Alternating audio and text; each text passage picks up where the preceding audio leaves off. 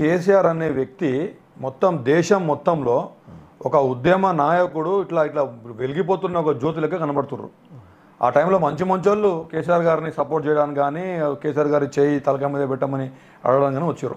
మరి అంత బిజీ షెడ్యూల్లో అంత సక్సెస్ఫుల్ ఏదో జర్నీ నడిచిందో ఉద్యమం ఉంది, తెలంగాణ ఉద్యమం ఉంది, ఒక చరిత్ర క్రియేట్ చేసిండో ఆ యొక్క చరిత్ర మధ్యలో మీకు ఇంత ఇంపార్టెన్స్ ఇవ్వడానికి గల కారణం ఏంటి?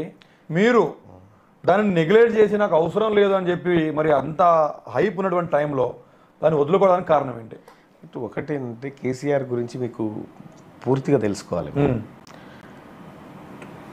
అవసరం వస్తుందంటే బొంత పురుగును కూడా ముందు పెట్టుకునేటువంటి రకం. అవసరం వస్తుందంటే 1000 మెట్లు దిగిపోయి తను అనుకున్నటువంటి రాజ్యం కోసం 1000 మెట్లైనా దిగుతాడు.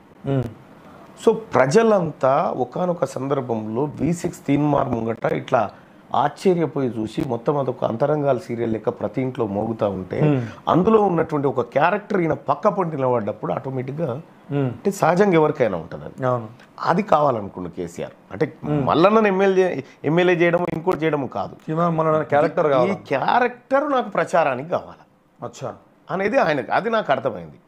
అది నాకు అర్థమయ్యే ఈ ఎంటైర్ వ్యవహారం అంతా మా V6 యాజమాన్యం పరిశీలిస్తూనే ఉంది ఏం జరుగుతుంది ఏంది అనేది. అంటే ఆ సందర్భంలో ఇంకా తర్వాత చాలాసార్లు ప్రయత్నం చేసారు, ఇంకా నేను రానని చెప్పేసి నా పని నేను చేసుకుంటూ వెళ్ళిపోయినా. ఆ తర్వాత నా పెళ్లి రోజు సహజంగానే అందరికీ ఇన్విటేషన్ కార్డ్స్ ఇచ్చినట్టు కేసీఆర్ కూడా ఇన్విటేషన్ కార్డు నందినగర్లో ఉన్న ఇంట్లో ఇచ్చి వచ్చిన. అప్పటి నుంచి ఇప్పటివరకు నేను మళ్ళీ కలవలే. మరి ఇంత ఒక్క కాలు మీదకి వచ్చి ఆయన మీద ఈ యుద్ధ ప్రకటన చేసినట్టుగా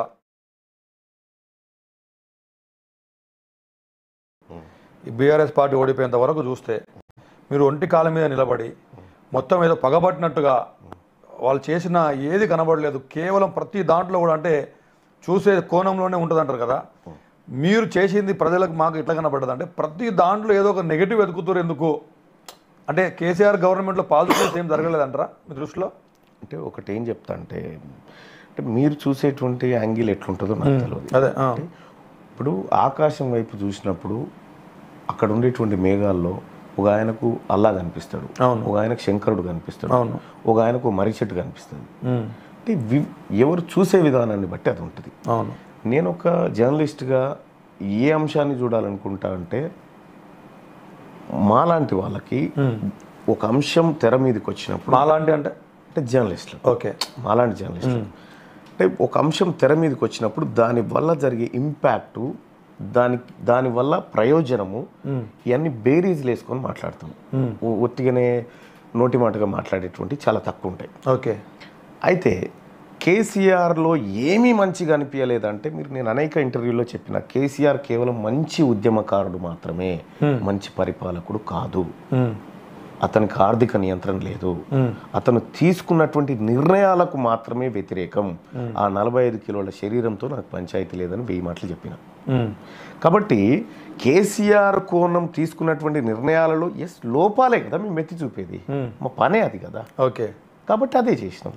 ఇప్పుడు ఆర్థిక ఏదో అన్నారు, ఇప్పుడు ఏదో అన్నారు పేరు, అది ఆర్థిక నియంత్రణ లేదన్నారు.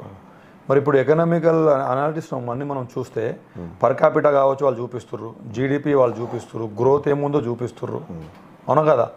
ఇవన్నీ వాళ్ళు ఏదో చూపిస్తున్నారు. కూడా ఈ మూడిట్లలో దేని గురించి మాట్లాడుకుందాం? పర్ క్యాపిటా గురించి చెప్పండి. ఫస్ట్ ర్యాంక్లో ఉందని చెప్తున్నారు కదా పర్ క్యాపిటా.